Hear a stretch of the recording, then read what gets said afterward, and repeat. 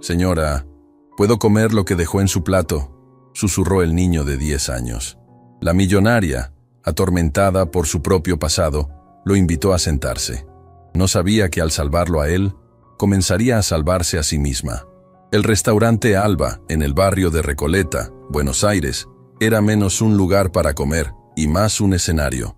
Un escenario para ver y ser visto, donde el murmullo de las conversaciones de poder se mezclaba con el tintineo de la cristalería importada. Clara, sentada sola en una mesa junto al ventanal que daba a un jardín de diseño, conocía bien la obra que se representaba allí. Ella era una de las actrices principales. A sus 42 años, era la dueña de Galería Lumina, la galería de arte contemporáneo más influyente de la ciudad.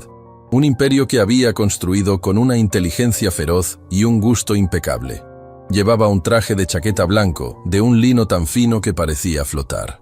Su cabello rubio estaba recogido en un moño bajo y perfecto. Para cualquier observador, era la imagen del éxito sereno, una mujer en la cima de su mundo. Pero por dentro, Clara se sentía tan vacía y silenciosa como el plato de risotto con azafrán que apenas había tocado.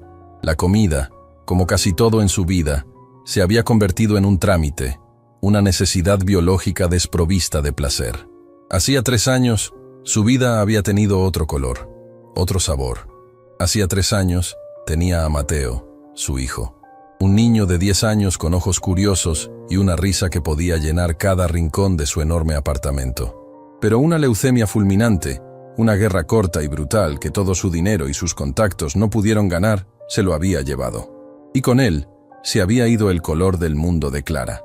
Ahora, su vida era como su galería, hermosa, admirada, perfectamente curada y fundamentalmente fría. Estaba revisando en su teléfono las ofertas de una subasta de arte en Londres cuando sintió un cambio en la atmósfera del restaurante. Un pequeño remolino de incomodidad. Levantó la vista. Un niño estaba de pie, justo dentro de la entrada, dudando. Tendría unos 10 años, la misma edad que tendría Mateo ahora. Llevaba una camisa de colegio, limpia y planchada, pero con el cuello ligeramente deshilachado y los puños un poco cortos, como si le hubiera quedado pequeña hacía tiempo.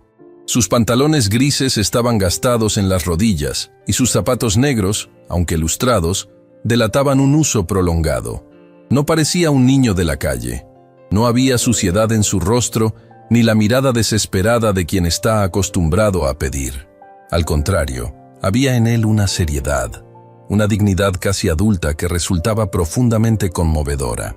Se mantenía erguido, con los hombros rectos, observando el lujoso comedor con unos ojos oscuros e inteligentes que parecían registrar cada detalle. El maître se acercó a él, con la intención de interceptarlo con la educada firmeza reservada para los intrusos. Pero el niño, con una calma sorprendente, le dijo algo en voz baja. El maître, perplejo, pareció dudar y finalmente retrocedió un paso, dejando que el niño avanzara. El niño no se dirigió a ninguna de las mesas llenas de familias o empresarios ruidosos. Caminó con un propósito silencioso, esquivando camareros, hasta que se detuvo junto a la mesa de Clara. Se detuvo allí, probablemente, porque ella estaba sola y porque su plato estaba prácticamente intacto. Clara lo miró, su corazón dando un vuelco doloroso. La similitud en la edad con su Mateo era una puñalada. Se preparó para cualquier cosa, que le pidiera dinero, que le intentara vender algo. El niño la miró directamente a los ojos. No había miedo en su mirada, solo una determinación tranquila. Tragó saliva, como si reuniera todo el coraje que poseía. «Señora», dijo. Su voz era un susurro educado, casi imperceptible. «Disculpe que la moleste. Veo que ya ha terminado». Hizo una pausa, y luego pronunció la frase que haría añicos el mundo de cristal de Clara. Me preguntaba si yo podría comerme lo que dejó en su plato. La pregunta fue tan inesperada, tan desgarradora en su formalidad, que Clara se quedó sin aire. Un niño bien vestido, educado, pidiendo sus sobras. No era la petición de un mendigo, era la confesión de una necesidad tan profunda y oculta que resultaba 1000 veces más devastadora. En ese instante, no vio a un extraño.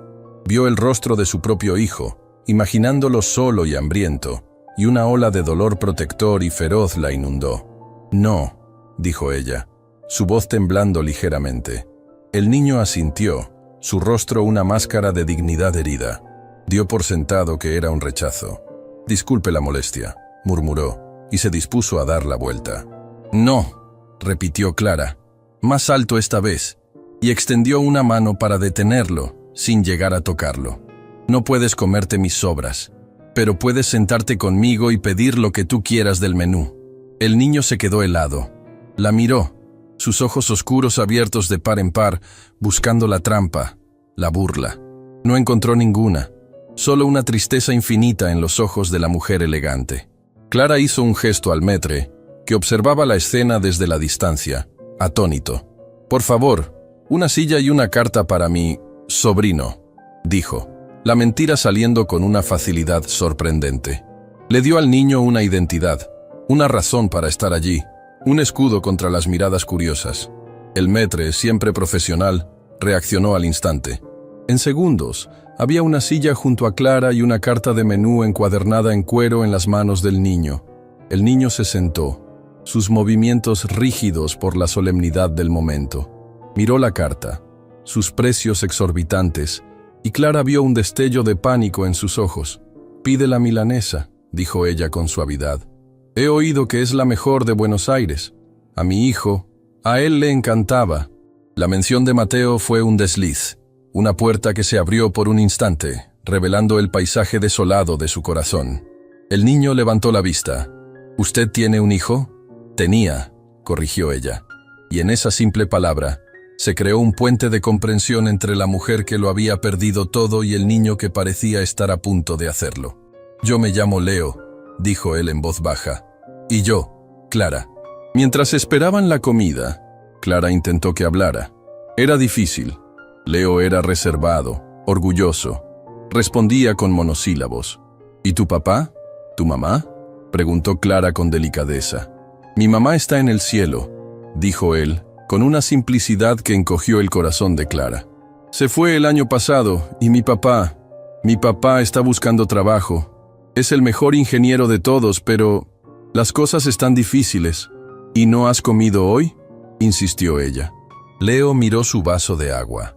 «Papá me dejó dinero para un sándwich, pero lo guardé, por si él no encuentra nada hoy y tiene hambre esta noche». Clara sintió que se le rompía el corazón. Aquel niño de 10 años, con su camisa vieja y su orgullo inmenso, estaba pasando hambre para poder cuidar de su padre. La responsabilidad que cargaba sobre sus pequeños hombros era monstruosa. Cuando llegó la milanesa, una pieza de carne empanada tan grande que ocupaba todo el plato, acompañada de una montaña de patatas fritas, los ojos de Leo se iluminaron. Comió con la misma dignidad que había mostrado hasta entonces, despacio, saboreando cada bocado, como si quisiera que esa comida le durara para siempre. Clara no comió más, simplemente lo observó, y una resolución comenzó a formarse en su interior. No podía ser un encuentro casual. El universo, o su propio dolor, había puesto a este niño en su camino por una razón. No podía simplemente pagar su comida y dejarlo volver a su mundo de incertidumbre. La imagen de él guardando el dinero del sándwich para su padre era una imagen que sabía que la perseguiría para siempre. Cuando Leo terminó, hasta el último trozo, se limpió la boca con la servilleta de lino con la meticulosidad de un diplomático. «Muchas gracias, señora Clara», dijo, preparándose para levantarse. «Ha sido la mejor comida de mi vida. Tengo que irme. Mi papá me dijo que lo esperara en la plaza». «Espera, Leo», dijo Clara. Su mente, acostumbrada a tomar decisiones multimillonarias en segundos, trabajaba a toda velocidad. Necesitaba entender la situación completa. La piedad no era suficiente. Necesitaba información. «Me gustaría acompañarte. Quiero conocer a tu padre». Leo la miró con desconfianza. «No creo que sea una buena idea. A él no le gusta que la gente nos tenga lástima». «No siento lástima», mintió Clara, porque sí que la sentía. Una lástima tan grande que dolía. «Siento curiosidad. Dijiste que es el mejor ingeniero. Mi empresa a veces necesita consultores para proyectos logísticos. Quizás pueda ayudarlo». Era una excusa débil, pero era lo único que se le ocurrió. Leo dudó. Pero la autoridad tranquila en la voz de Clara era convincente. Asintió lentamente. Clara pagó la cuenta y salieron del restaurante. La luz del atardecer bañaba las elegantes fachadas de Recoleta. El mundo de Clara, el de las galerías de arte, los coches de lujo y la soledad exquisita, parecía a 1.000.000 de kilómetros de la realidad de aquel niño. Caminaron en silencio. Leo la guiaba, no hacia una de las plazas arboladas del barrio, sino hacia una parada de colectivo. ¿Vamos en colectivo?, preguntó Clara, que no había usado el transporte público en 20 años. Sí, vivimos un poco lejos, dijo Leo. Subieron a un autobús abarrotado y ruidoso. Clara, con su traje blanco impecable, era una aparición de otro planeta. La gente la miraba con una mezcla de sorpresa y recelo. Ella se mantuvo de pie, agarrada a la barra, sintiendo el vaivén del vehículo, el olor a humanidad, a sudor, a vida real. Se sentía increíblemente viva. El viaje duró casi 1 hora, llevándolos cada vez más lejos del centro, hacia los barrios más humildes y grises del conurbano. Finalmente, Leo le indicó que bajaran. Estaban en una zona industrial, un paisaje de fábricas abandonadas, muros desconchados y calles polvorientas. «Es por aquí», dijo Leo guiándola por un laberinto de callejones. Clara lo siguió, su corazón latiendo con una mezcla de aprensión y una determinación que no entendía. ¿En qué se estaba metiendo? ¿Estaba loca? Pero la imagen de los ojos serios de Leo la impulsaba a seguir. Finalmente, se detuvieron frente a un edificio que en tiempos debió de ser un pequeño hotel para trabajadores. Ahora era una pensión ruinosa, con la pintura descascarillada y un olor a humedad y desesperanza que emanaba de sus paredes. «Vivimos aquí», susurró Leo, como si se disculpara. Subieron por una escalera oscura y estrecha hasta el 2.º piso. Leo se detuvo frente a una puerta de madera raída y golpeó suavemente. La puerta se abrió, y un hombre apareció en el umbral. Era alto y delgado, con el mismo pelo oscuro y los mismos ojos inteligentes de Leo. Llevaba una camisa arrugada y una barba de varios días, pero lo que más golpeó a Clara fue la expresión de su rostro. Una mezcla de agotamiento profundo y una tristeza tan abrumadora que parecía haberle robado el alma. Vio a Clara detrás de su hijo, y su expresión se endureció al instante, transformándose en una máscara de orgullo herido y hostilidad. «Leo, ¿quién es esta señora?», preguntó, su voz ronca. «Papá, ella me invitó a comer», balbuceó Leo. «Se llama Clara». El hombre, Javier, miró a Clara de arriba a abajo, notando su traje caro, su bolso de diseño. Su mirada se volvió gélida. «No aceptamos caridad, señora», dijo, su voz cortante. «Le agradezco el gesto, pero mi hijo y yo no necesitamos su lástima». Intentó cerrar la puerta, pero Clara, actuando por puro instinto, puso un pie para impedirlo. «No es lástima, señor», comenzó a decir. «Mi nombre es Javier», la interrumpió él. «Señor Javier», continuó ella, su propia voz sorprendentemente firme. «No se trata de lástima. Se trata de su hijo, un niño que tiene hambre porque le guarda a usted el dinero de su propio sándwich. Un niño que es demasiado orgulloso para pedir, así que pide las sobras. Un niño que se merece algo mejor que esto». Javier se quedó mirándola, su hostilidad luchando contra la verdad innegable de las palabras de Clara. Por encima de su hombro, Clara pudo ver el interior de la habitación, un espacio diminuto, con un colchón en el suelo, una pequeña mesa con algunos libros de ingeniería y una maleta abierta. Era todo lo que poseían en el mundo. «Usted no sabe nada de nosotros», dijo él, pero su voz había perdido parte de su dureza. «No», admitió Clara, «pero quiero saber. Leo me dijo que es usted un gran ingeniero. Yo dirijo una empresa que necesita gente inteligente. Permítame ayudarle. No como un acto de caridad, como una oportunidad de negocio». La mentira era audaz, casi absurda, pero en los ojos de Javier vio un destello de algo que creía perdido: interés. La posibilidad de trabajar, de usar su mente, de recuperar su dignidad. «Entre», dijo finalmente abriendo la puerta. «Pero le advierto, señora Clara, mi historia no es bonita. Las historias más importantes rara vez lo son», respondió ella, cruzando el umbral. Al entrar en esa habitación pequeña y desolada, Clara sintió que estaba entrando en el corazón de una verdad que llevaba mucho tiempo evitando en su propia vida. El lujo no era un refugio. El dinero no era una solución. Lo único que importaba, al final, era la conexión humana, la mano que se extiende en la oscuridad. Y ella acababa de extender la suya, sin saber que al hacerlo, estaba a punto de cambiarlo todo, no solo para ellos, sino también para sí misma. La habitación de la pensión era un microcosmos de desesperanza. Olía a humedad, a fracaso y a la tristeza rancia de vidas estancadas. En el espacio diminuto, cada objeto contaba una historia de pérdida. El colchón raído en el suelo, la ropa doblada en una única maleta abierta, la pila de libros de ingeniería aeronáutica en un rincón, tan fuera de lugar como una orquídea en un desierto. Clara, acostumbrada a espacios diseñados para inspirar, se sintió asfixiada por la palpable falta de futuro de aquel lugar. Se sentó en la única silla de la habitación, una pieza de plástico desvencijada, mientras Javier permanecía de pie, una muralla de orgullo herido. Leo se sentó en el borde del colchón, observando a los dos adultos con una seriedad que partía el alma. «Siéntese, por favor, Javier», dijo Clara con suavidad. «No he venido a juzgar, he venido a entender». Quizás fue la calma en su voz, o quizás fue la mirada de su hijo, pero la hostilidad de Javier se resquebrajó, dejando al descubierto al hombre roto que había debajo.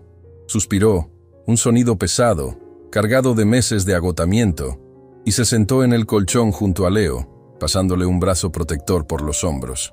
Y entonces comenzó a hablar.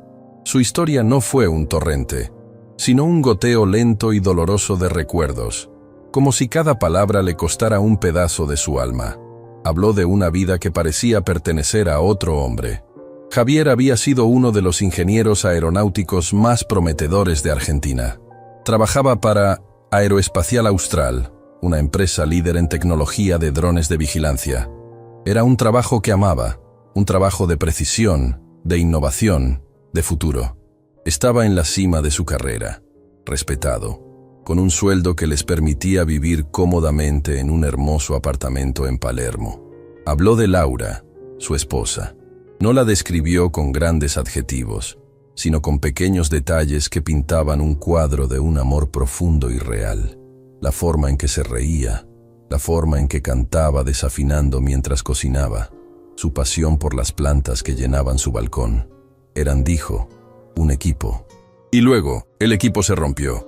Un diagnóstico, cáncer de páncreas, una sentencia de muerte con una pequeña y carísima ventana de esperanza. Vendimos el coche. Luego, hipotecamos el apartamento, contó Javier, su mirada perdida en la pared desconchada. Gastamos cada centavo que teníamos y cada centavo que no teníamos en tratamientos experimentales, en médicos en Houston, en cualquier cosa que nos diera un día más. En su trabajo, las cosas empezaron a desmoronarse. Su jefe, Ricardo Montenegro, un hombre cuya única ideología era la hoja de cálculo de beneficios, había sido comprensivo al principio, pero la paciencia de Montenegro era un recurso finito. Javier empezó a faltar a reuniones para llevar a Laura a quimioterapia. Su concentración, antes legendaria, se evaporó, consumida por el miedo y el agotamiento. Cometió un error, un pequeño error de cálculo en un prototipo que retrasó un proyecto 3 semanas. Laura murió un martes de primavera, dijo Javier, su voz apenas un susurro. Y yo morí con ella. El mundo perdió su color, su sonido, su sentido. Se tomó 2 semanas de luto. Cuando volvió a la oficina, era un autómata. El dolor era un velo tan denso que apenas podía ver a través de él. Ricardo Montenegro vio su oportunidad. No vio a un hombre de luto que necesitaba apoyo. Vio un activo de bajo rendimiento, una debilidad en su sistema. Me llamó a su despacho, recordó Javier. Habló de reestructuración, de la necesidad de optimizar el rendimiento. Usó el error del prototipo como excusa. Me despidió. Me dio una indemnización generosa, no por bondad, sino para que firmara un acuerdo de confidencialidad y me fuera sin hacer ruido.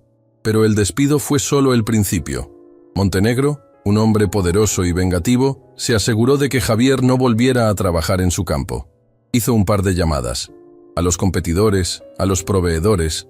Susurró palabras como inestable, poco fiable, problemas personales. La industria aeroespacial en Sudamérica Es un club pequeño y cerrado. De la noche a la mañana, Javier se convirtió en un paria. Su nombre estaba en una lista negra no escrita, con las deudas médicas ahogándolo y las puertas de su profesión cerradas en su cara. Lo perdió todo. El apartamento fue embargado. Se encontraron en la calle, con una maleta y un niño de 9 años que acababa de perder a su madre.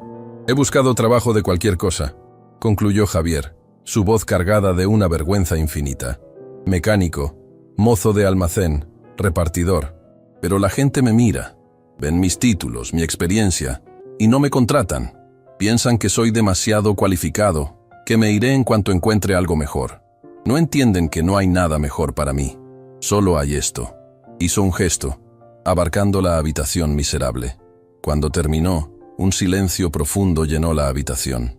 Leo, que había escuchado la historia de su padre con una madurez sombría, se acurrucó más contra él. Clara sintió que su propio corazón se rompía en 1000 pedazos. La historia de Javier no era solo de mala suerte. Era una historia de crueldad sistémica, de cómo un hombre poderoso podía aplastar a otro por pura conveniencia. Y la historia de su dolor, de intentar ser fuerte por su hijo mientras su mundo se derrumbaba, resonó en la cámara más profunda y sellada de su propia alma. Y entonces, hizo algo que no había hecho con nadie en 3 años. Habló de sí misma. «Yo también perdí a un hijo, Javier», dijo, y su propia voz le sonó extraña. Se llamaba Mateo. Tenía su edad. Le contó sobre la leucemia, sobre los meses en el hospital, sobre la impotencia de ver cómo la vida de su hijo se escapaba sin que todo su dinero, toda su influencia, pudieran hacer nada para detenerlo. Le habló del silencio insoportable de su casa, de su vida, desde que él se fue. No eran la millonaria y el ingeniero fracasado, eran un padre y una madre de luto. En esa habitación sórdida, en medio de la desesperanza, encontraron un terreno común, el más sagrado y terrible de todos. Su dolor compartido era un puente. La expresión de Javier se suavizó. La hostilidad desapareció de sus ojos, reemplazada por una empatía profunda. Vio a la mujer detrás del traje caro. La pena de Clara se transformó en una rabia fría y lúcida. La injusticia de la situación era intolerable. Reconoció el tipo de hombre que era Ricardo Montenegro. Se los encontraba todo el tiempo en su mundo. Hombres que veían a las personas como piezas en un tablero de ajedrez, descartables. Y había decidido que Montenegro no iba a ganar esta partida. Se puso de pie. Su energía había cambiado. Ya no era la espectadora compasiva, sino la estratega en acción. «Javier», dijo. Su tono ahora era el del aceo que dirigía reuniones de consejo. «Usted me dijo que su historia no era bonita. Tiene razón. Es una historia de una injusticia atroz. Y las injusticias no se lamentan, se combaten». Caminó por el pequeño espacio. «No puedo devolverle su carrera como ingeniero aeroespacial. No todavía. Pero dirijo una galería que mueve obras de arte que valen millones de dólares por todo el mundo. Cuadros que viajan de Buenos Aires a Hong Kong, esculturas que van de Sao Paulo a Nueva York. La logística, la seguridad, las aduanas, los seguros. Es una pesadilla de una complejidad que no se puede imaginar. Necesito un director de operaciones. No un experto en arte, sino un genio de los sistemas complejos. Alguien que pueda ver todas las piezas móviles y hacer que funcionen como un reloj suizo. Necesito un ingeniero». Lo miró fijamente. «El trabajo es suyo si lo quiere. Es un puesto real, con un sueldo real y responsabilidades reales. Empezaría mañana mismo». Javier la miraba, atónito, sin poder hablar. «Y una cosa más», continuó Clara, sin darle tiempo a reaccionar. «Mi hijo, Mateo, él tenía un apartamento. Lo compré para cuando fuera a la universidad. Está en Belgrano, a 2 cuadras de uno de los mejores colegios públicos de la ciudad. Ha estado vacío durante 3 años. No puedo soportar la idea de venderlo, pero tampoco puedo soportar la idea de que siga vacío. Quiero que ustedes vivan allí», declaró. «No es caridad, no es un regalo. Es parte del paquete de reubicación de la empresa. Un ejecutivo de su nivel necesita una vivienda acorde a su posición. Leo necesita un hogar estable, un buen colegio, un futuro. Considérenlo una inversión en el activo más importante de mi nueva empresa, usted». La oferta era tan abrumadora, tan completa, que a Javier le costó procesarla. un trabajo, una casa, un colegio para Leo, un futuro, todo en un solo paquete, ofrecido por una extraña que, hasta hacía unas horas, era solo una mujer elegante comiendo sola en un restaurante.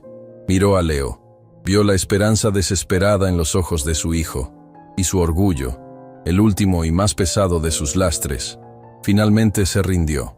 «Acepto», dijo, su voz ronca por la emoción. La mudanza fue al día siguiente. Pasar de la habitación oscura y húmeda al apartamento luminoso y moderno de Belgrano fue como pasar de un mundo en blanco y negro a uno en tecnicolor. Era un apartamento de 2 dormitorios, con suelos de madera, grandes ventanales y un pequeño balcón lleno de las macetas vacías de Clara. Para Leo, fue el paraíso. Corrió por las habitaciones, tocando las paredes, abriendo y cerrando las puertas. Tenía su propio cuarto, una cama de verdad, un escritorio para hacer sus deberes. Esa primera noche, Clara los visitó. Trajo pizzas, rompiendo su propia dieta estricta, y cenaron sentados en el suelo del salón, porque aún no habían comprado muebles. Y por primera vez en más de un año, Clara oyó a Leo reír. Una risa infantil, despreocupada, un sonido que era la música más hermosa del mundo. Javier se sumergió en su nuevo trabajo con la intensidad de un hombre que ha vuelto a nacer. La galería se convirtió en su nuevo universo, y era brillante. En 3 semanas, había rediseñado por completo el sistema logístico de Clara, implementando un software de seguimiento que él mismo adaptó, renegociando los contratos con las empresas de transporte y seguros, y ahorrándole a la galería cientos de miles de dólares. El personal de la galería, al principio escéptico, pronto quedó asombrado por su eficiencia y su tranquila autoridad. El ingeniero aeronáutico había encontrado un nuevo cielo donde volar. Recuperaba su confianza día a día. La vida de Clara también se transformó. El silencio de su mansión ya no era un enemigo. Ahora era un refugio al que volvía después de pasar tiempo con Javier y Leo. Se encontró inventando excusas para visitarlos en el apartamento. «Vine a traer estos libros para Leo. Pasaba por aquí y pensé que quizás necesitaban ayuda con la compra». Se convirtió en una presencia constante y bienvenida en sus vidas. Ayudaba a Leo con sus deberes de matemáticas. Le explicaba los teoremas con una claridad que fascinaba al niño. Los domingos iban los 3 a museos o a pasear por los bosques de Palermo. Estaban formando de manera torpe y silenciosa una especie de familia sustituta. 3 personas rotas que, juntas, empezaban a sentirse un poco menos incompletas. La relación entre Clara y Javier era de una profunda amistad, cimentada en el respeto mutuo y en el amor compartido por el niño que los había unido. Unos meses después, Clara organizó el evento más importante del año en su galería, la presentación de un joven y revolucionario escultor brasileño.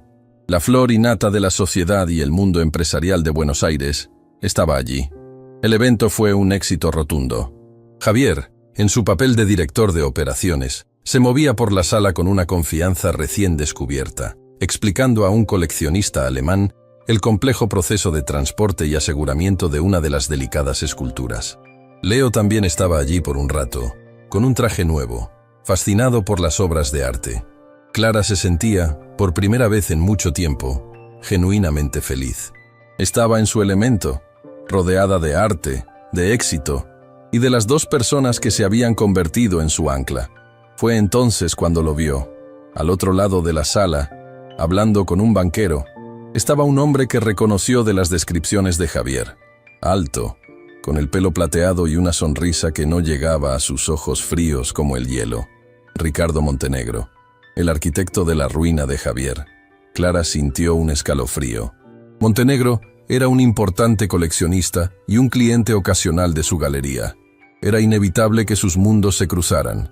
En un momento dado, Montenegro se separó del grupo y caminó por la galería, examinando las esculturas con aire de conocedor. Su mirada se detuvo en el grupo formado por Clara, Javier y Leo. Vio a Javier, no como el hombre quebrado que había despedido, sino como un ejecutivo elegante y seguro de sí mismo, al lado de una de las mujeres más poderosas de la ciudad. Vio la forma en que Clara le sonreía a Leo. La sorpresa en el rostro de Montenegro se transformó lentamente en una expresión de incredulidad y luego en una de furia y arrogancia ofendida. No podía soportar ver al hombre que había destruido, renacido y prosperando. Con una calma depredadora, Ricardo Montenegro comenzó a caminar hacia ellos. «Clara, querida, qué velada tan maravillosa», dijo. Su voz suave y venenosa, sus ojos fijos en Javier con un odio helado. «Tu nuevo protegido es magnífico», añadió, refiriéndose al escultor. Y luego, sin dejar de mirar a Javier, concluyó: «Veo que has estado contratando. Siempre has tenido un gusto muy peculiar para tus empleados». La amenaza no fue velada. Fue una declaración de guerra. El pasado, con toda su crueldad, acababa de irrumpir violentamente en su frágil presente. Y por la mirada en los ojos de Montenegro, Clara supo que él no se detendría hasta volver a destruir al hombre que ella había decidido salvar. La amenaza de Ricardo Montenegro quedó flotando en el aire perfumado de la galería, tan tangible y fría como las esculturas de acero que los rodeaban. Por un instante, el ruido de la fiesta pareció desvanecerse, y todo el universo se redujo a ese triángulo de poder: el depredador, la protectora y el hombre que ambos creían haber destruido. La vieja Clara se habría encogido, habría buscado una salida diplomática. Pero la mujer que ahora dirigía Galería Lumina, la mujer que había sobrevivido a la muerte de un hijo, ya no se asustaba con los lobos. Clara esbozó una sonrisa helada, una obra de arte de la compostura.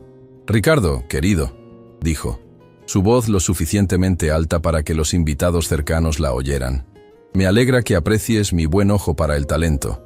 Javier es, sin duda, el mejor fichaje que he hecho en años. Su mente para la logística y la estrategia es de otro nivel. Deberías agradecerme. Estoy optimizando una de las mentes que tú dejaste escapar». La estocada fue directa, elegante y pública. Varios coleccionistas que estaban cerca levantaron las cejas, interesados. La humillación pasó de Javier a Ricardo en un instante. Ricardo, atrapado, forzó una sonrisa y se alejó, pero la mirada que le lanzó a Clara prometía una guerra sin cuartel. Esa noche, cuando el último invitado se fue y las luces de la galería se atenuaron, Clara y Javier se sentaron en el despacho de ella. El silencio estaba cargado de la adrenalina de la batalla. «Tengo que irme, Clara», dijo Javier en voz baja, rompiendo el silencio.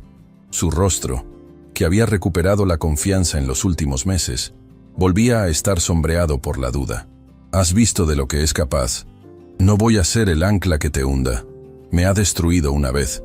No voy a dejar que te destruya a ti también por mi culpa. Leo y yo podemos desaparecer, empezar de nuevo en otro sitio». Clara se levantó y caminó hacia el gran ventanal que daba a la noche de Buenos Aires. «No», dijo con una calma absoluta, sin girarse para mirarlo. «Huir es lo que él quiere. Quiere que te sientas tan tóxico que te aísles tú mismo. Quiere que yo te vea como un problema, como un lastre. Su estrategia es separar y conquistar, y no vamos a jugar a su juego». Se giró y lo miró, y en sus ojos había una determinación que Javier nunca había visto en nadie. «Esto ya no es solo tu lucha, Javier. Ese hombre, Ricardo Montenegro, representa todo lo que desprecio en este mundo.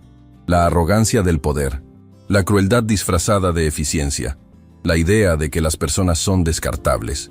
Cuando te atacó a ti, se metió en una pelea que no sabía que estaba empezando. Se acercó a él. Él te quitó tu pasado. No voy a dejar que también te quite tu futuro. Ni el tuyo, ni el de Leo, ni el mío. Porque vosotros tres», dijo, y se corrigió a sí misma. «Nosotros tres somos un equipo, y él acaba de declarar la guerra al equipo equivocado». La guerra de Ricardo no se hizo esperar. Fue una ofensiva total, lanzada en múltiples frentes con la precisión de un estratega militar. El primer ataque fue al corazón del imperio de Clara, su galería. Ricardo era un titán en el mundo corporativo y un mecenas influyente en el mundo del arte. Empezó a mover sus hilos. Llamó a los directores de los museos, a los grandes coleccionistas que eran clientes de Clara. No hizo amenazas directas, era mucho más sutil. «He oído que la línea curatorial de Lumina se ha vuelto errática», decía en comidas privadas. «Clara es una mujer brillante, pero está pasando por un momento personal muy difícil. Quizás no sea el mejor momento para hacer grandes adquisiciones a través de ella». Luego, atacó a sus artistas. Se enteró de que Clara estaba a punto de firmar en exclusiva a una joven pintora argentina, que estaba causando sensación en Europa. Ricardo contactó con la artista y le ofreció el doble de lo que ofrecía Clara, además de la promesa de un patrocinio corporativo masivo y una exposición individual en el MoMA, a través de sus contactos en Nueva York. La joven artista, a su pesar, no pudo rechazar la oferta.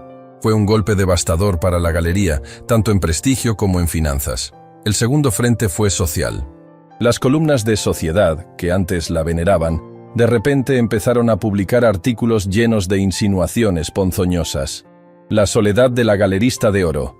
¿Busca Clara Morales un nuevo proyecto tras su tragedia personal? Fuentes cercanas expresan su preocupación por las recientes y excéntricas decisiones de la dueña de Lumina. No la llamaban loca directamente. Eran peores. La pintaban como una mujer frágil, digna de lástima, cuyo juicio estaba nublado por el dolor. Atacaban su competencia a través de su supuesta debilidad emocional. Pero el ataque más cruel, el más vil, fue dirigido a Leo. Ricardo, a través de uno de los padres de su círculo social que formaba parte del consejo directivo del prestigioso colegio al que ahora asistía Leo, instigó una queja anónima. Una mañana, Clara recibió una llamada de la directora del colegio. «Señora Morales», dijo la directora, su voz cargada de una incomodidad formal. «Hemos recibido una expresión de preocupación por parte de algunos padres sobre la situación doméstica de Leonardo. Se habla de un entorno familiar no convencional. Me veo en la obligación de convocarla a usted y al señor padre del niño a una reunión para discutir el bienestar del alumno». La amenaza era clara. Estaban usando a Leo. Estaban usando el bienestar de un niño de 10 años como arma en una guerra de poder entre adultos. Cuando Javier se enteró, su reacción fue de una furia helada. «Ya basta», dijo esa noche, su rostro una máscara de dolor y rabia. «Esto ha ido demasiado lejos, Clara. Está atacando a mi hijo. Tengo que sacarlo de aquí, de tu vida. Es la única forma de protegerlo». «No, Javier», respondió Clara, su propia voz temblando de ira. «Huir es dejar que gane. Es decirle que su táctica funciona. Vamos a ir a esa reunión y vamos a demostrarles que es un entorno familiar estable». La reunión en el despacho de la directora fue una escena surrealista. La directora, una mujer atrapada entre su deber y la presión de los padres ricos, intentaba mantener la calma. Pero la intención era clara. Querían usar las reglas de la burocracia para intimidarlos, para cuestionar la legitimidad de su familia improvisada. «Entiendan, solo nos preocupa que Leo tenga la estabilidad emocional que necesita», comenzó la directora. «Estabilidad», la interrumpió Clara. «Déjeme hablarle de estabilidad, señora directora. Estabilidad es tener un plato de comida caliente cada noche, cosa que Leo no tuvo durante meses. Estabilidad es tener un padre que, a pesar de haberlo perdido todo, le enseñó a ser educado y digno. Estabilidad es tener un cuarto propio donde poder hacer los deberes en paz. Estabilidad es saber que hay 2 adultos que lo quieren y que moverían el cielo y la tierra para protegerlo. Eso, señora directora, es estabilidad. Y es algo que este niño tiene ahora, por primera vez en mucho tiempo». Javier, a su lado, añadió con una calma que desmentía su furia. «Mi hijo es el primero de su clase en matemáticas. Ha vuelto a jugar al fútbol en el recreo. Está durmiendo noches enteras sin pesadillas. Si a algún padre le preocupa el bienestar de mi hijo, le invito a que mire sus notas y hable con sus profesores. Los hechos son más elocuentes que los rumores maliciosos». Salieron de la reunión dejando a la directora sin palabras. Habían ganado la pequeña batalla, pero sabían que la guerra solo se recrudecería. Ricardo no pararía. Esa noche, en el apartamento, la tensión era palpable. Se sentían asediados. «Está atacando tu negocio, tu reputación. Ahora ataca a Leo», dijo Javier, pasándose las manos por el pelo. «Es como jugar al ajedrez con un pulpo. Tiene tentáculos por todas partes. No podemos ganar, Clara. Su poder es demasiado grande. Todo poder, Javier, toda estructura, por muy grande que sea, tiene un punto slabue, débil», dijo Clara, usando una palabra rusa que había aprendido de un artista, y luego traduciéndose. «Un punto débil, una falla estructural. Tú eres ingeniero. Tú sabes de esto. Me has dicho que Ricardo Montenegro es un hombre que solo valora los resultados, los beneficios. Un hombre así, Para crecer tan rápido, tiene que haber tomado atajos. Tiene que haber grietas en sus cimientos. Una luz se encendió en los ojos de Javier. Por primera vez, miró el problema no como una víctima, sino como el ingeniero que era. «Tienes razón», dijo lentamente. «Él no es un dios, es un sistema, y todos los sistemas pueden ser analizados y desmantelados. Yo tengo los recursos», dijo Clara, «y tú tienes el conocimiento. Tú trabajaste para él. Tú conoces la industria, conoces sus proyectos, conoces su forma de operar. Piénsalo, Javier. ¿Dónde buscarías si quisieras encontrar una grieta en el Imperio Montenegro?» Javier se quedó en silencio durante un largo rato, su mente trabajando a una velocidad vertiginosa, conectando datos, recuerdos, conversaciones a media voz en los pasillos de su antigua empresa.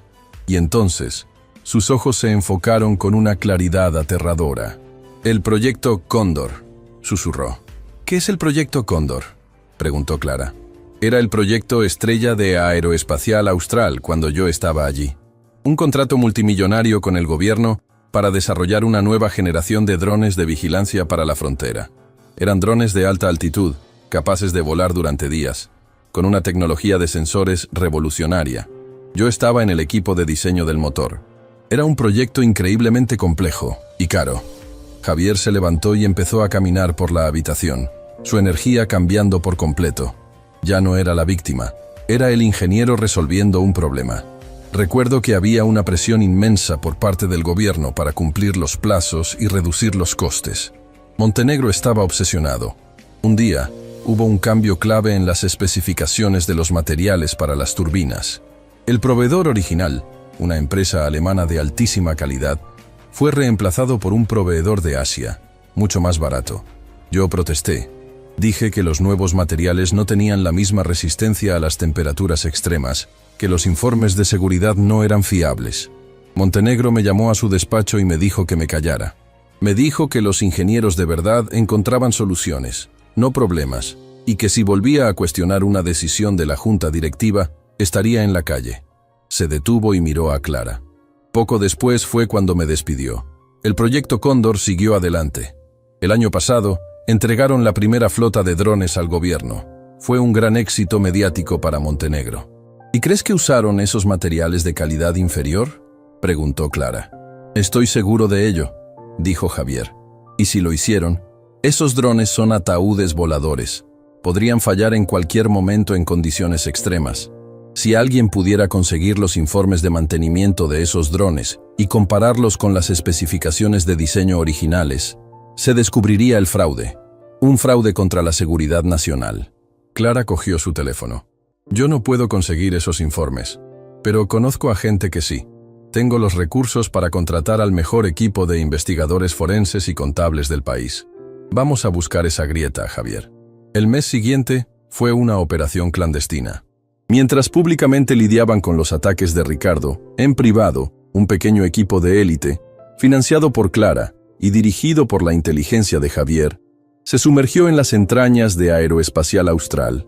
Fue un trabajo minucioso, de seguir el rastro del dinero, de analizar cadenas de suministro, de hablar con exempleados descontentos, y finalmente lo encontraron.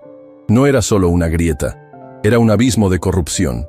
Ricardo Montenegro no solo había usado materiales más baratos, sino que había creado una empresa fantasma en un paraíso fiscal para comprarlos, inflando el precio y embolsándose la diferencia. Había falsificado docenas de informes de seguridad y sobornado a un funcionario del Ministerio de Defensa para que aprobara las certificaciones. Tenían todo: números de cuenta, correos electrónicos cifrados, testimonios jurados. Tenían el poder para destruir a Ricardo Montenegro de una forma tan completa que ni el recuerdo de su nombre quedaría en pie. Esa noche, con el informe de 200 páginas sobre la mesa de la cocina del apartamento, se enfrentaron a la última decisión. Esto es dinamita pura», dijo Javier, su rostro pálido. «Si esto sale a la luz, no solo irá a la cárcel, provocará un escándalo gubernamental de proporciones épicas». «Es lo que se merece», dijo Clara, su voz fría. «Sí», concedió Javier. «Pero, ¿en qué nos convierte a nosotros si usamos esto? Nos estaríamos rebajando a su nivel, usando sus mismas tácticas de destrucción. Clara lo miró. Vio la decencia en él, la integridad que Montenegro había intentado aplastar pero que seguía intacta. «Tienes razón», dijo ella. «No podemos convertirnos en él». «Entonces, ¿qué hacemos?», preguntó él. «No lo filtraremos a la prensa sensacionalista. No lo usaremos para chantajearlo. Haremos lo correcto», decidió Clara. «Hay vidas en juego, la seguridad de la frontera, la integridad de los pilotos que operan esos drones. Esto es más grande que nuestra venganza personal». Al día siguiente, hicieron 2 copias del informe. No lo enviaron a un tabloide. No lo usaron en su guerra personal. Una copia, junto con una carta anónima detallada, fue entregada en la oficina del fiscal general de la Nación, en la División de Crímenes Federales. La otra copia fue entregada en la redacción del diario más respetado e incorruptible del país, a la atención de su principal periodista de investigación. Y luego, esperaron. 2 días después, Clara, Javier y Leo estaban en el salón viendo las noticias de la noche. El presentador, con el rostro grave, anunció la noticia de última hora. Escándalo de proporciones mayúsculas. Sacude al Ministerio de Defensa y al gigante aeroespacial austral. Acusaciones de fraude masivo en el contrato de los drones Cóndor. Las imágenes mostraron a agentes federales entrando en las oficinas de cristal de Aeroespacial Austral. Mostraron a un Ricardo Montenegro demacrado y sorprendido siendo escoltado por 2 agentes. Su rostro una máscara de incredulidad y ruina. Leo, sin entender la magnitud de lo que estaba viendo, señaló a la pantalla. «Ese es el hombre malo de la galería», dijo. Javier lo abrazó. «Sí, hijo. Y ya no volverá a molestar a nadie». Clara apagó la televisión. La guerra había terminado. No la habían ganado con las armas de su enemigo, sino con las suyas propias, la inteligencia, la estrategia y, finalmente, la integridad. Ricardo Montenegro se había destruido a sí mismo con las grietas de sus propios cimientos. Ahora, por fin, eran libres. Libres para dejar de luchar contra el pasado y empezar, de verdad, a construir su futuro. La caída de Ricardo Montenegro fue tan espectacular como silenciosa. No hubo un juicio mediático prolongado. Las pruebas que Javier y Clara habían proporcionado eran tan abrumadoras, tan irrefutables, que el caso se resolvió con una celeridad inusual en los tribunales. Montenegro, enfrentado a cargos de fraude contra el Estado, soborno y espionaje industrial, aceptó un acuerdo de culpabilidad a cambio de una sentencia reducida. Perdió su imperio, su reputación y su libertad. Para el mundo, se convirtió en una nota a pie de página en las noticias económicas. Un tiburón que finalmente había sido cazado. Para Clara, Javier y Leo, su desaparición dejó un vacío. No un vacío de tristeza, sino de propósito. Durante meses, su vida había estado definida por la guerra contra él. Cada día era una batalla, cada pequeña victoria un motivo para seguir adelante. Ahora, con el enemigo vencido, se encontraron en la extraña y desconocida tierra de la paz. El silencio que llenó sus vidas ya no era el de la amenaza, sino el de la incertidumbre. ¿Y ahora qué? El andamiaje que habían construido por necesidad seguía en pie. Javier era el brillante director de operaciones de la galería. Leo era el niño feliz y seguro en su nuevo colegio. Y Clara era la protectora, la benefactora. Pero la razón de ser de esa estructura, la amenaza externa, había desaparecido. Y en su ausencia, tuvieron que enfrentarse a la pregunta tácita que flotaba entre ellos en las cenas tranquilas, en las miradas que se sostenían un segundo más de lo necesario. ¿Qué somos ahora? No eran una familia en el sentido tradicional. No eran amantes. Eran 3 supervivientes de naufragios diferentes que habían encontrado un bote salvavidas en común. La gratitud y el respeto mutuo eran un océano entre ellos, pero ambos tenían demasiado miedo de intentar nadar hacia la otra orilla, temerosos de lo que podrían encontrar o de lo que podrían volver a perder. Leo, en su inocencia, era el único que parecía no sentir esa incertidumbre. Para él, la ecuación era simple. Tenía un padre al que adoraba y que ahora sonreía de nuevo. Y tenía a Clara, que era Clara, la mujer que olía a libros y a perfume caro, la que le explicaba por qué el cielo era azul con la misma paciencia con la que le enseñaba a resolver una ecuación de segundo grado. Un día, en el colegio, le pidieron que dibujara a su familia. Sin dudarlo, dibujó 3 figuras cogidas de la mano bajo un sol sonriente. Una figura alta y delgada que era su padre, un niño con su misma cara en el medio y una mujer elegante de pelo rubio. Cuando la profesora le preguntó quién era la mujer, Leo respondió con una lógica aplastante. Es Clara, es la que se asegura de que no nos perdamos. Clara vio el dibujo esa tarde, pegado con orgullo en la puerta de la nevera del apartamento, y sintió una punzada de alegría y de una tristeza infinita. Ella era la que se aseguraba de que no se perdieran, pero ella misma se sentía profundamente perdida. El punto de inflexión llegó en un día gris de julio, el tipo de día en Buenos Aires en que el cielo parece un techo de plomo. Era el aniversario de la muerte de Mateo, el hijo de Clara. Cada año, ese día era un ritual de dolor privado. Clara cancelaba todas sus reuniones, apagaba el teléfono y se encerraba en su mansión con sus fantasmas. Nadie, nunca, había tenido acceso a su duelo. Esa mañana se despidió de Javier con una frialdad que no sentía, pero que era su única defensa. Tengo un día complicado. No creo que nos veamos hoy. Nos vemos mañana en la galería, dijo. Javier, que había aprendido a leer sus microexpresiones, vio la tormenta detrás de la calma de sus ojos. No hizo preguntas. Simplemente asintió. Pero esa tarde, no se fue a casa después de recoger a Leo del colegio. En lugar de eso, fueron al supermercado. ¿Qué hacemos, papá?, preguntó Leo curioso. Hoy vamos a cuidar de Clara, respondió Javier. Esa noche, cuando la oscuridad ya era total, y Clara estaba en el salón de su mansión, sentada en el suelo, mirando viejos álbumes de fotos de su hijo, sonó el timbre. Su primera reacción fue de irritación. Había dado órdenes explícitas de que no se la molestara, pero el timbre volvió a sonar, insistente. Arrastrando los pies, fue a abrir la puerta, dispuesta a despedir a quien fuera con una furia helada. Pero en el umbral no había un mensajero, ni un empleado. Estaban Javier y Leo. Javier sostenía 2 bolsas de supermercado, y Leo sostenía un único girasol. Sabemos que dijiste que querías estar sola, dijo Javier en voz baja, pero hemos pensado que quizás no querías estarlo. Hemos traído para hacer la cena. Leo ha elegido el menú, milanesas con puré de patatas. Clara se quedó sin palabras. Nadie, nunca, se había atrevido a invadir su santuario de dolor. Y sin embargo, la visión de ellos dos en su puerta, con su ofrenda de comida sencilla y una flor, no se sintió como una invasión, sino como un rescate. Leo dio un paso adelante y le ofreció el girasol. Mi papá dice que hoy es un día triste para ti, dijo con su seriedad infantil.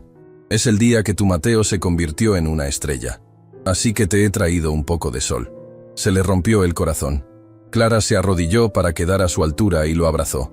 Un abrazo desesperado, hambriento de contacto humano. Y lloró. Lloró como no había llorado en 3 años. No con lágrimas silenciosas y solitarias, sino con sollozos profundos que sacudían todo su cuerpo. Lloró por su hijo, por su soledad, y por la abrumadora gratitud que sentía por ese niño y ese hombre que habían entrado en su vida. Esa noche, cocinaron juntos en la enorme y moderna cocina de Clara. Leo ayudaba a su padre a hacer el puré, y mientras cocinaban, Clara, por primera vez, habló. No habló de la enfermedad ni de la muerte, habló de la vida. A Mateo le encantaban las milanesas, contó, y una sonrisa genuina, aunque teñida de melancolía, apareció en su rostro. Decía que eran como soles empanados. Una vez intentó ayudarme a cocinarlas y acabamos en una guerra de pan rallado. La cocina fue un desastre durante una semana.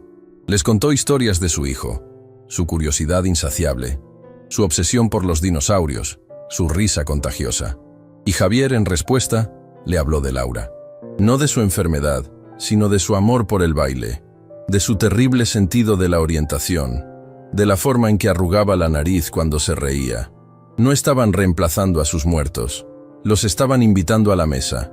Estaban presentando a sus fantasmas, permitiendo que sus pasados se entrelazaran, creando un tapiz de dolor compartido y, sorprendentemente, de alegría recordada.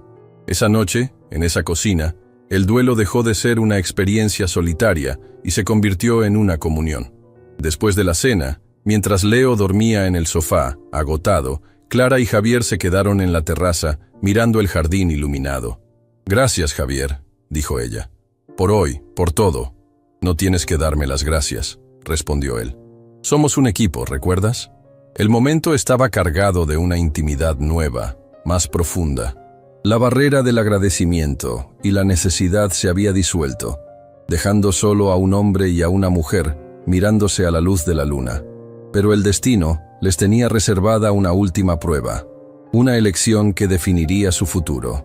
Unas semanas después, Javier recibió una llamada que lo cambió todo. Era de una de las empresas de ingeniería aeroespacial más importantes del mundo, con sede en Múnich. Habían seguido de cerca el escándalo de Montenegro y la brillantez con la que Javier había identificado el fraude. Le ofrecieron un puesto que era el sueño de su vida: director del Departamento de Innovación y Desarrollo. Un sueldo astronómico, recursos ilimitados, la oportunidad de trabajar en la vanguardia de la tecnología. Era su antigua vida, de vuelta en una bandeja de plata, más grande y mejor que nunca. La noticia cayó como una bomba en su pequeño universo. Para Javier, era la validación definitiva, la prueba de que no era un fracasado. Era la oportunidad de recuperar todo lo que Ricardo le había quitado. Para Clara, fue una punzada de pánico helado. ¿Alemania? Significaba perderlo. Perderlos a los dos. Significaba volver al silencio. Esa noche tuvieron la conversación más difícil de sus vidas. «Es una oportunidad increíble, Javier». «La oportunidad de tu vida», dijo Clara, su voz cuidadosamente neutra, luchando por ocultar su propio egoísmo. «Tienes que aceptarla. Es tu sueño. Es lo que Montenegro te robó. Tienes derecho a recuperarlo».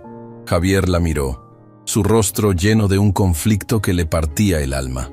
«Es todo lo que siempre quise, Clara. Antes. ¿Y ahora?», preguntó ella, conteniendo la respiración. Él se levantó y caminó hacia la ventana, mirando la oscuridad. Ahora no lo sé. He pasado los últimos meses reconstruyendo mi carrera, pero también he estado reconstruyendo una vida. Y esa vida está aquí, con Leo, contigo». Se giró para mirarla. «Mi sueño cambió, Clara, la noche que te conocí. Antes mi sueño era construir máquinas que volaran. Máquinas perfectas, eficientes, sin alma. Y ahora me doy cuenta de que mi sueño es construir un hogar. Algo imperfecto, ruidoso, a veces caótico, pero con un alma, contigo y con Leo. Ya no necesito volar por todo el mundo para sentir que estoy en la cima. Encontré mi cielo aquí, en esta casa, contigo. No puedes rechazar una oferta así por mí», susurró ella. «Sería una jaula, y yo sé lo que es vivir en una. No te la pondré». «No es una jaula si es una elección», replicó él acercándose. «Y estoy eligiendo esto, a nosotros. Si tú también nos eliges». Se quedaron mirándose, la pregunta flotando en el aire.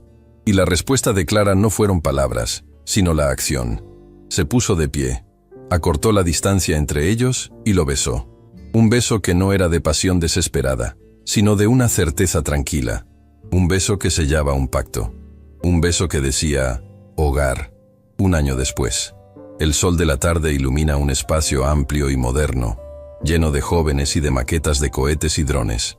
Es la inauguración del Taller de Ciencias Mateo y Laura, el primer gran proyecto de la fundación que Clara había creado. Un centro de vanguardia para jóvenes talentos de barrios desfavorecidos. El nombre, elegido por ambos, era un homenaje a sus pasados y una promesa para el futuro. Clara, Javier y un Leo de 11 años, ahora un preadolescente curioso y brillante, cortan la cinta inaugural. Leo, con una confianza que habría sido impensable 2 años atrás, está explicando el principio de sustentación de un ala a un grupo de otros niños, sus ojos brillando de pasión. Más tarde, un periodista se acerca a Clara. «Señora Morales, como una de las galeristas más importantes del mundo, ¿cuál diría que ha sido la adquisición más valiosa de su vida?». Clara sonríe. Su mirada busca a Javier y a Leo, que están riendo juntos a unos metros. «Esa es fácil», responde. «Una familia. Es la única inversión que se revaloriza cada día, la única obra de arte cuyo valor es verdaderamente incalculable». La escena final es en el apartamento. Los tres están en la cocina, preparando la cena juntos. Hay harina en la nariz de Leo, risas en el aire. Es un desorden feliz, vibrante. Javier y Clara se miran por encima de la cabeza del niño y en sus miradas hay una paz profunda. La paz de quienes han navegado por las tormentas más oscuras y han encontrado, al fin, un puerto seguro. El niño que pidió las sobras había recibido un banquete. La mujer que le ofreció la comida había encontrado el alimento para su propia alma. Y el padre, que lo había perdido todo, había ganado un universo. Juntos, habían demostrado que las mejores familias no son las que nunca se rompen, sino las que tienen el coraje de reconstruirse pieza por pieza a partir de los fragmentos.